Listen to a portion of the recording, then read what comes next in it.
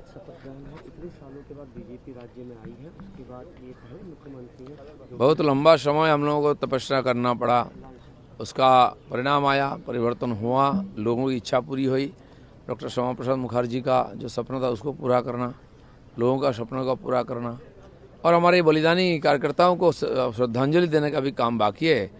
हमारी सरकार उसका पूरा करेगी। बीजेपी लग रहा है कि आपको कोई कैबिनेट व मिनिस्ट्री देगी, जिस तरह से कल राजभवन भी आप गए थे, ऐसा लग रहा है कि लोगों में उम्मीद है कि आप राजभवन में हमारे विधायक दल के नेता माननीय शुभेंदु बाबू जो नेता बने हैं, उनका दावी पेश करने के लिए, और हमारे प्रदेश अध्यक्ष जी पार्टी के तरफ से सरकार बनाने का दावी पेश करने के लिए गए थे। मैं भी साथ में था। कल अमित शाह ने बहुत इम्पोर्टेंट बात कहा कि कई राज्यों में कई लंबे समय तक कांग्रेस नहीं रही है, तो क्या कहीं कांग्रेस भी नहीं रहे देश में, टीएमसी भी बंगाल में नहीं रहेगी, क्योंकि जिस प्रकार ने लोगों ने उत्पीड़न की, लोगों का मिसयूज किया पावर का, लोगों ने उसका बदला ले रहे हैं। जवाब देने के लिए बीजेपी को चुना है। अमित शाह ने कहा है कि उन्होंने धन्यवाद दिया है भवानीपुर की जनता को जो इतने मतों से जिताया। बहुत बड़ा चमत्कार किया भवानीपुर के लोगों ने, बंगाल के लोगों ने जिस प्रकार रिस्क लेके डिटरमाइंड होकर वोटिंग किया है, उसका परिणाम है बीजेपी 200 के ऊपर सीट मिली बीजेपी को। ममता बनर्जी को आमंत्रण दिया गया है, क्या वो जाएंगी? वो तो होता ही है। ममता बनर्जी जो हारने वाले मुख्यमंत्री होते हैं उनको भी बुलाया जाता है, और लोगों को बुलाया जाता है समाज के।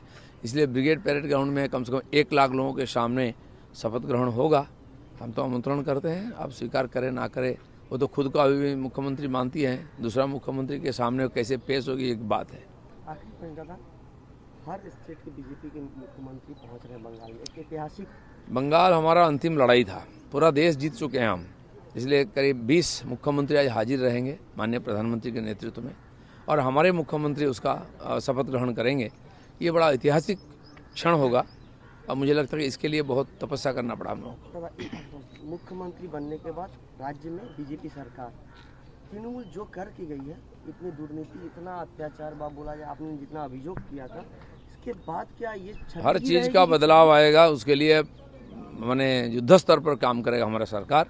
बिहार, यूपी जैसा राज्यों में भी जो जंगल राज था उसको भी सफाई की हमारे पार्टी के जो नेतृत्व पूरा लगन के साथ काम करके परिवर्तन लाए हैं, तभी जनता का आत्मविश्वास बढ़ा है, भाजपा के ऊपर भरोसा बढ़ा है, तभी बंगाल में परिवर्तन आया है। সবই সুন্দর। 2020 সালে যখন শুভেন্দুবাবু আপনার হাত ধরে তৃণমূল ছেড়ে বিজেপিতে ঢোকেন, তারপর আপনি একাধিকবার ঘনিষ্ঠ মহলে ইঙ্গিত দিয়েছেন যে শুভেন্দুবাবুর জন্যই দলে আপনার গুরুত্ব কমে। তারপর আমরা প্রত্যেকেই জানি অক্ষয় তৃতীয়ার দিন 30শে এপ্রিল আপনার সঙ্গে দল অনেকটা দূরত্ব বাড়ায়। আর আপনি যখন মন্ত্রিত্ব পেলেন, যখন পঞ্চায়েত মন্ত্রী হিসেবে গতকাল আপনার নাম উঠে এলো, চূড়ান্ত হয়ে গেল, তখন দেখা গেল আপনি আর শুভেন্দুদা একই গাড়িতে, আপনিই শুভেন্দুদার নাম প্রস্তাব করলেন মুখ্যমন্ত্রী হিসেবে। এই যে খেলাটা ঘুরল, এই আপনাদের ধারণা কার জন্য কার গুরুত্ব কমেছে। পার্টির প্রয়োজন যে কারো গুরুত্ব বাড়ায়, কারো কমায়। যার গুরুত্ব আছে তাকে গুরুত্ব দিতেই হবে।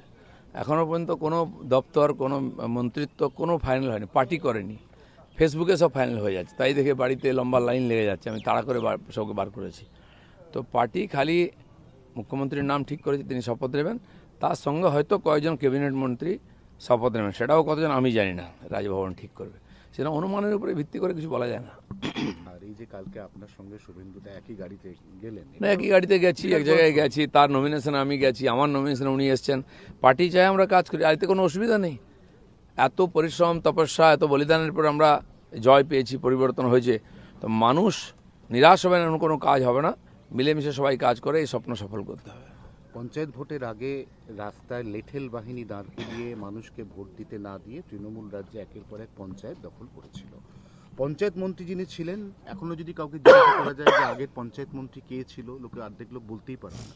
অর্থাৎ পঞ্চায়েতের মতো গুরুত্বপূর্ণ দপ্তরটাকে কার্যত একটা কুক্ষিগত করে রেখেছিল এক শ্রেণীর দালাল। এই অবস্থায় পঞ্চায়েতের কাজটা কতটা গুরুত্বপূর্ণ, কারণ পঞ্চায়েত গ্রামোন্নয়ন কিন্তু আগামী পঞ্চায়েত। সুব্রত মুখার্জির মতো একজন প্রথিতযশা অভিজ্ঞ রাজনীতিবিদকে এই দায়িত্ব দেওয়া হয়েছিল, কিন্তু কতটা উনি কাজ করতে পেরেছেন আমি জানি না। তার যোগ্যতা নিয়ে কোনো প্রশ্ন, মেয়র হিসাবে যা সফল এখন রেকর্ড, কিন্তু ওখানে একটাই পোস্ট, বাকি সব ল্যাম্প পোস্ট, কাউকে কাজ করতে দেয়নি। সমস্ত সংস্কার শেষ করা হয়েছে, সব সিস্টেম পরম্পরাকে শেষ করা হয়েছে, তাই আজ বাংলায় দুরবস্থা। তো সেই জন্য আমাদের কাছে খুব বড় চ্যালেঞ্জ, যেই দপ্তর যাকেই দিক, ভারতীয় জনতা পার্টি উন্নয়নের একটা মডেল তৈরি করেছে সারা দেশব্যাপী। আর তাতে কোনো ব্যক্তি খুব গুরুত্বপূর্ণ নয়, সেই সিস্টেমের উপর দিয়ে আমরা বাংলার উন্নয়ন করব, মানুষের স্বপ্ন সফল করার চেষ্টা করব।